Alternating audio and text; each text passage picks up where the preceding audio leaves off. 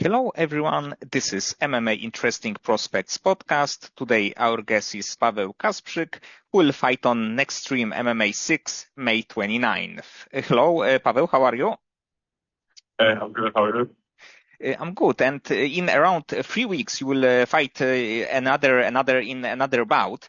And if you can tell me for now how your camp is going, and is there any difference between a training camp and your training outside of the training camp?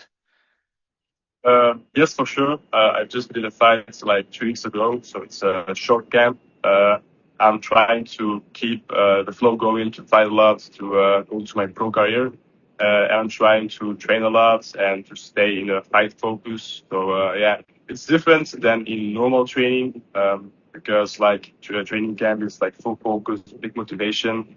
And when you don't have a fight plan, it's like I'm just training to train, you know. So fight camp is really like focus and getting everything done. So yeah.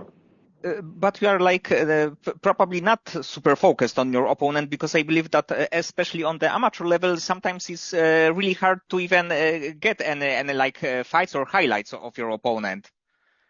Yeah, for sure. But I try to make a research to see what my opponent's fight style is and what he's doing, if he flinches on some techniques or not.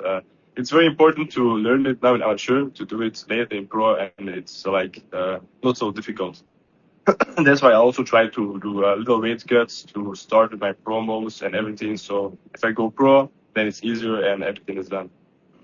And actually also you have another fight booked in July.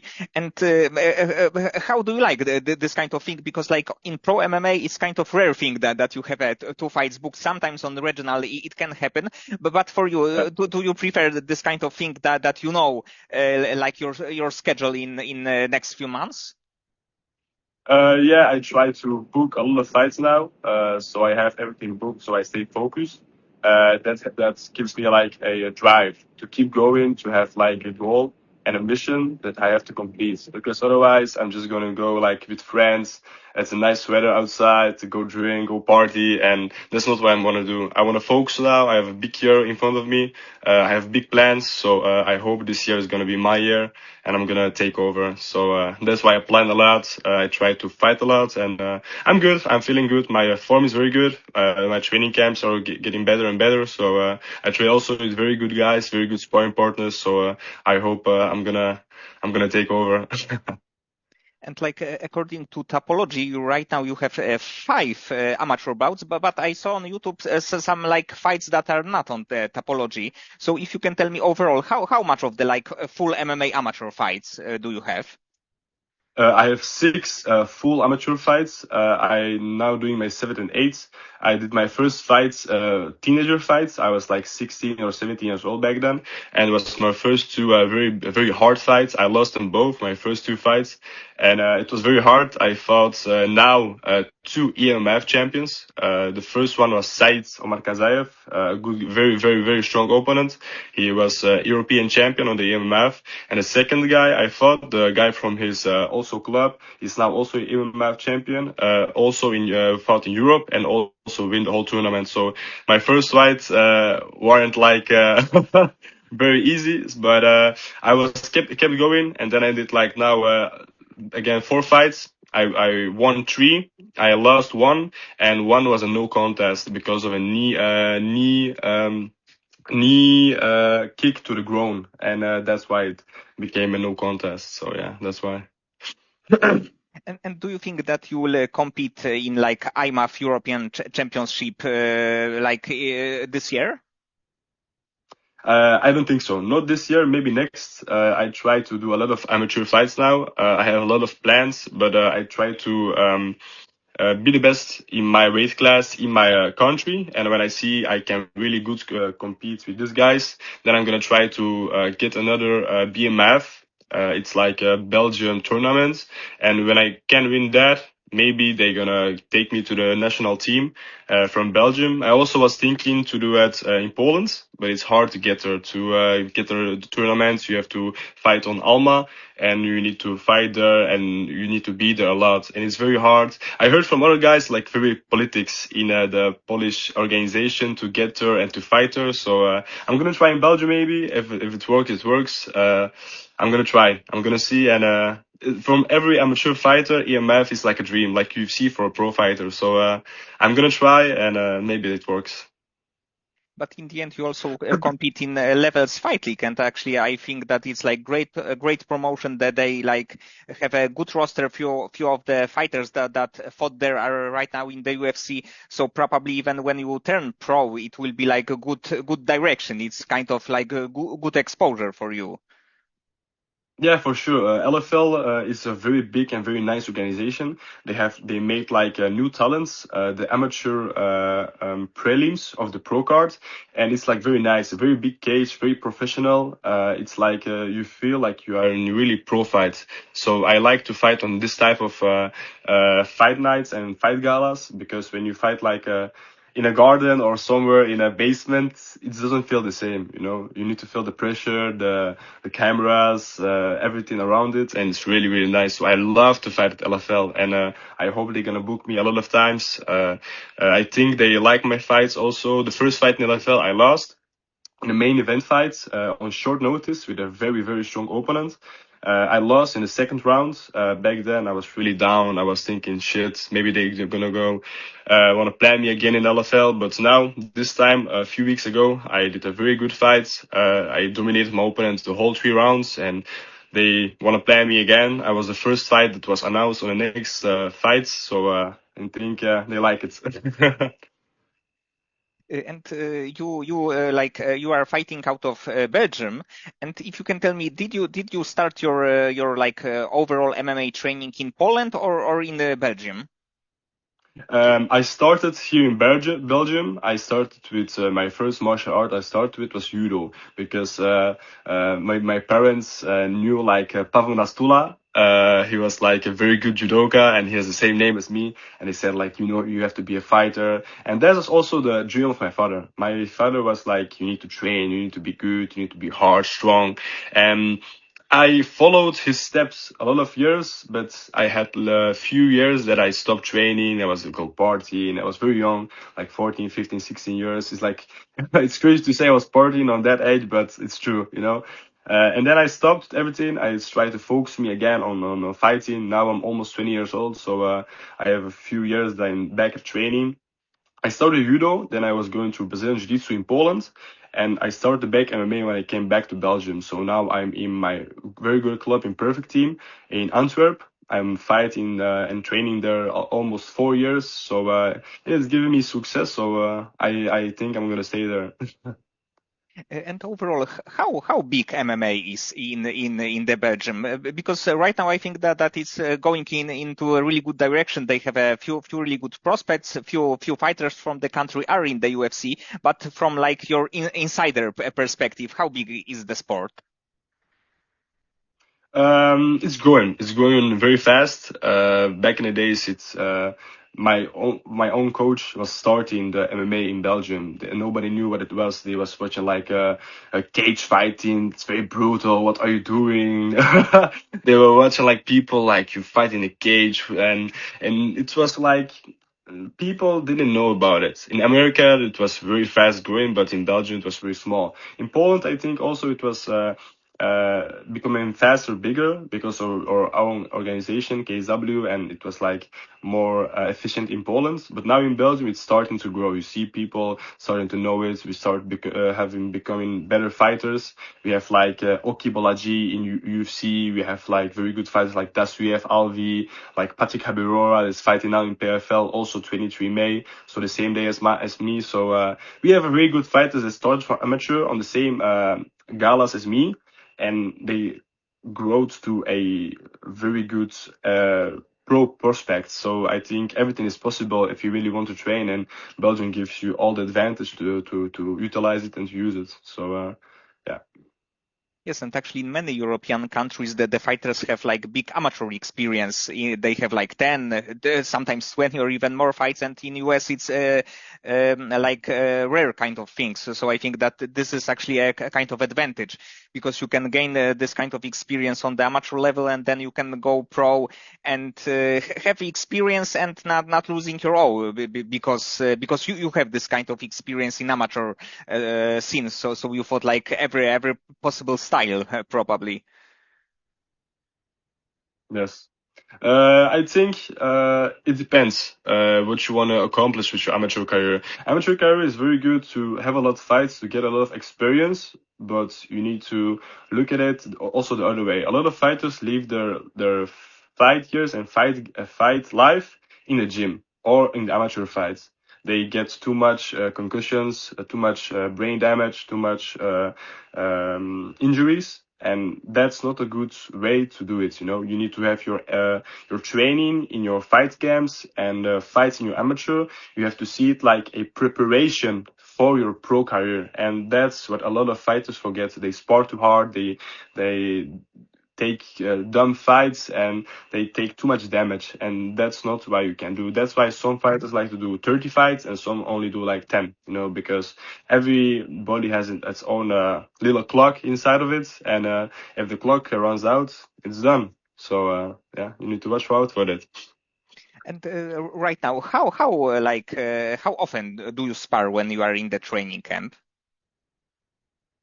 I try to spar a lot. A lot of fighters, like the pro fighters, or you see the best fighters, they like, I don't spar, I don't do this. But you need to look at it the other way. They have like so many years of experience that they maybe don't need it, and so many fights that they maybe don't need it. But for me, as a very young fighter, when I don't spar for a week or maybe more, it's like hard to come back in it. You know, you are like, shit, I'm gonna get punched. I don't like it. It's a fucking bad feeling, and you don't want to go back in it. But when I spar, I try to spar like 2 or 3 times a week. And only one times a week it's like spar very hard, and the other weeks it's like a shark tank. Do you know what a shark tank is? Yes. For sure you know what a shark tank is. And other week is like position fighting from a position, and I start from a position. They're like 10, 20 rounds, so I have to spar to really often, but with my head, not only like wow brawl, just like really with a plan and with big preparation. My coaches look at me and they say, okay, do this or do that, and yeah, that's very important. Yes, and I remember that like Max Holloway and Robbie Lawler said this kind of thing that they are not right now sparring, and it's obviously Yeah. for them because they have so much experience. They had so many big wars, so it's obvious that probably eating much more head punches in the training room has not much of the sense for them. Yeah, for sure. Like you said, Max Holloway was one of my thoughts too. Uh, they cannot do it because they have like so many years, but us like amateurs, we need to like get get in it and do it a lot to like be prepared on a fight night. You need to feel the pressure from the opponent. You need to be like prepared for it. Like fight hard, train hard to fight easy. Like that's a very big motto I come through in. And in your gym, do you have like prospects like you? So maybe on the amateur level, maybe like early pro that you think that they can be successful either like in the European promotions or even like international ones? Yeah, for sure. I have a lot of guys that are really good. Um, I'll have one guy that is fighting in. I think next week he's fighting for the amateur belt in Dominus. I did fight also at that stage. Imran. He's really a good wrestler, and he's having a really good amateur career also. So it's really good also to make maybe a phone call with him, a Zoom call with him, and there are really a lot of really good guys. So I can name the whole day long. Yes, but it is probably like great feeling when you have the guys like you with the same goal, and you can like grow as the team together. Yeah, for sure. You need to have like really, really good guys around you because also you need to spar and train with better guys. You need to spar and train with the guys that the same as you, and also with guys that are like a little bit level lower because you need to have every aspect and you see where you are standing. You need to challenge yourself, and also you need to like try new things, and that's really important. And good sparring partners and good training partners are, I think, one of the most important things in MMA because you need to have like you need to be there and you need to motivate each other. So big, it's very important. And tomorrow it will be like a big UFC card. It will be UFC 328 with the big title fight in the main hmm event. And who do you think will win? hmm Khamzat against Sean Strickland? I think Kansas for sure. We saw the sparring footage of them and the fighting styles, I think. And also one thing I see in Kamzat now, and I try also to do it, he does a really, really good preparation in the garage gym. Like I think it's called like the Rain Garage or something. It's like really, really good preparation when they do like they boost up their heart rate very high with like skill echo bikes or sprints on a bike, and then they start. There's only the warm up, and then they start the really hard conditioning training, and you see what they are doing there. They're making really monsters. So I think Hamzat is more than ready. He has a really good camp. And he's preparing like with a really good gym. They are focusing all with him. Arman is with him, and all the other guys. Other guy, I think Alan is also with him. So I think he prepared really, really, really good. So I think it's gonna be a easy fight, like with DDP, or even easier. And do you think that someone right now from the middleweight division can have this kind of style that can at least on the paper beat Khamzat? I don't know, really, I don't know. Maybe like new guys that are coming, but it's really, really hard to find somebody that's gonna be really. Not right now. If I gonna think about it, I cannot get something in my head that's possible to beat Kamzat. Maybe someone, but it's gonna be really, really hard. He's really in the top of the division. Yes, or he can like move up to light heavyweight. Probably it will be like another goal in his career. Yeah, I would really see him. I want to see him with the new Polish guy, the Ivo Baraniewski. Maybe if Ivo gonna get better and he's gonna be in the top 5, maybe top 10, and then Kamzat's gonna move up. I would love to see Ivo Baraniewski knock out Kamzat. Yes, and actually he's So like yeah. Ivo is like destroyer. He destroyed he is destroying everyone in the first round. So it's probably really hard to even stop his punches and survive to the second round.